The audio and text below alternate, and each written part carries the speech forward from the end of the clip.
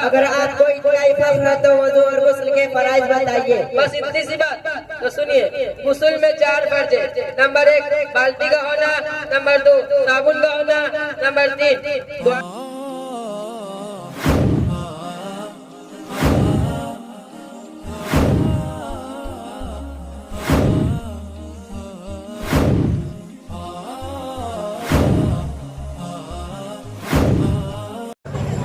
السلام علیکم ورحمۃ اللہ وبرکاتہ۔ وعلیکم السلام ورحمۃ اللہ وبرکاتہ۔ کیا حال ہے بڑے میاں؟ اس عمر میں جھولا گھنٹی لٹکا کر کہاں جا رہے ہیں؟ ارے بیٹا بازار سے سبزی لے کر آ رہا ہوں۔ اس عمر میں آپ کے پاس کوئی اولاد نہیں ہے کیا؟ اولاد کے معاملے میں تو ہم کافی امیر ہیں۔ 4 بیٹے ہمارے پاس ہیں اور چاروں کے 4 اولاد ہیں، لگ بھگ 20-25 اولاد ہیں۔ آپ کے پاس تو اتنا اولاد ہے، آپ کا کوئی سہارا نہیں ہے؟ پرانی کہاوت ہے کہ 100 بیٹا رام کا، ایک بنا کام کا۔ آپ نے اسے دینی تعلیم سے دور رکھا ہے، اس لیے آپ کو یہ دن دیکھنے کو مل رہا ہے۔ میں تو سوچتا تھا کہ اپنے بچوں کو حافظ عالم بناؤں اور حافظ عالم کی خوب عزت کروں گا۔ وہ کون ہے؟ بلائیے انہیں، میں دیکھنا چاہتا ہوں۔ ہیلو شیرخوا صاحب، آپ کہاں ہیں؟ جلدی سے آ جائیے، ہمارا ایک ساتھی آپ سے ملنا چاہتا ہے۔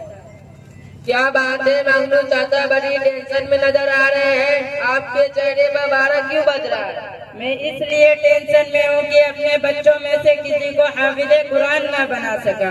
آپ نے تو منع کیا تھا کہ اگر حافظ عالم بنے گا تو کھائے گا کیا؟ خود بھی بھوکا مرے گا اور اپنے بال بچوں کو بھی بھوکا مارے گا۔ بات تو صحیح ہے، 3-4 ہزار میں مولوی ہے، حافظ کیا کر لے گا؟ اپنے کھائے گا یا اپنے بال بچے کو کھلائے گا؟ خود بھی بھوکا مرے گا اور اپنے بال بچوں کی بھوکا مارے گا۔ ارے دولت کے نشے میں چور انسان، کبھی تم نے سنا ہے کہ کوئی حافظ عالم بھوکا مرا ہے؟ لیکن آئے دن یہ سننے کو ملتا ہے کہ ڈاکٹر، انجینئر، وکیل، ماسٹر نوکری نہ ملنے کی وجہ سے خودکشی کر لیتا ہے، لیکن آپ نے سنا ہے کہ کوئی حافظ عالم نے خودکشی کر لیا ہے؟ آپ اپنے دل پر ہاتھ رکھ کے بولے کسی عہدہ پر کسی حافظ عالم کو دیکھا ہے؟ ان سب پر تو ہمارے جیسے وکیل یا انجینئر ہوتے ہیں۔ اس کی وجہ یہ ہے کہ مدرسے میں پڑھنے پڑھانے والے کی تو نیت ہی بدل جاتے، اور بھی کئی خرابی ہے، چھوڑو۔ سب سے اگر اسی عہدے پر فائز ہونا آپ کے نزدیک کامیابی ہے تو آپ کی سوچ غلط ہے، اور کیا کیا خرابی ہے ذرا بتائیے۔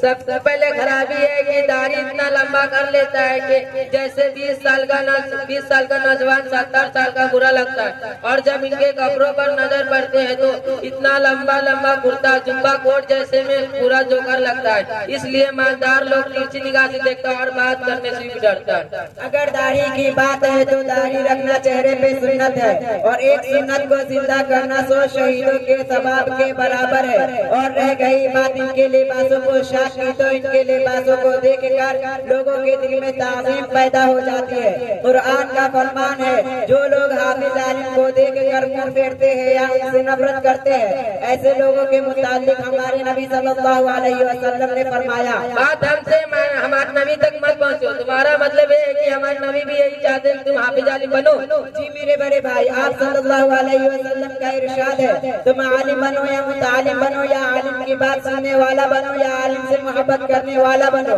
ان کے علاوہ کچھ مت بنو ورنہ ہلاک و برباد ہو جاؤ گے۔ یعنی حافظ عالم سے بغض رکھنا انسان کو جہنم تک پہنچا دیتا ہے، اس لیے کہ حافظ عالم اپنا کھاتے ہیں، کسی کے دروازے پہ ہاتھ نہیں پھیلاتے۔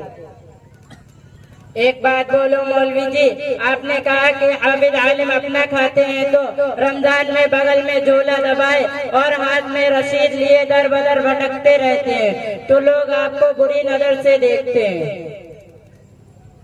آپ نے غلط کہا۔ اگر رمضان کے مبارک موقع پہ اگر کسی صاحب ضرورت یا کسی امیر لوگوں سے چندہ کے غرض سے ملتے ہیں تو اپنے لیے نہیں بلکہ امت کے فقراء و مساکین و ذلات کے لیے بظاہر، مگر باطنی طور پہ صاحب ضرورت اور امیر لوگوں پر احسان کرتے ہیں۔ جاہل اس بات کو نہیں سمجھ سکتا، جبکہ اللہ تعالیٰ نے صاف صاف کہا ہے۔ دیکھیے مولوی جی، بات نبی تک تھی تو ہم نے برداشت کر لی، لیکن بات اللہ تک پہنچی تو تیری خیر نہیں، اسی ڈنڈے سے ماروں گا۔ रब कायनात का खुला चैलेंज है। हमारे नबी सल्लल्लाहु अलैहि वसल्लम से मुखातिब होकर फरमाते हैं, कुल हल यस्तवील्लज़ीना यअलमून वल्लज़ीना ला यअलमून। क्या है नबी सल्लल्लाहु अलैहि वसल्लम, कह दो कि जो अहले इल्म है और जो अहले जहाल है यकसा नहीं हो सकता।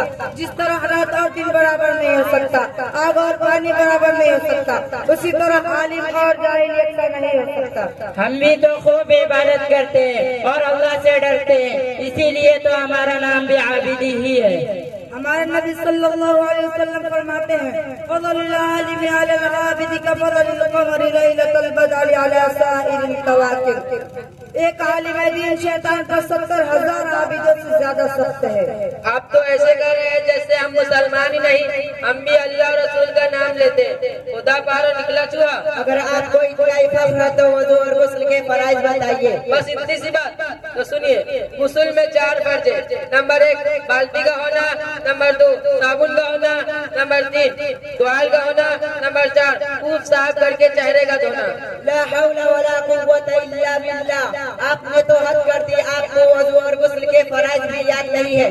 मैं तो कब से कह रहा था कि गुस्ल के फराइज 4 नहीं है, 15-20 है और भी दिमाग से उतर गया है।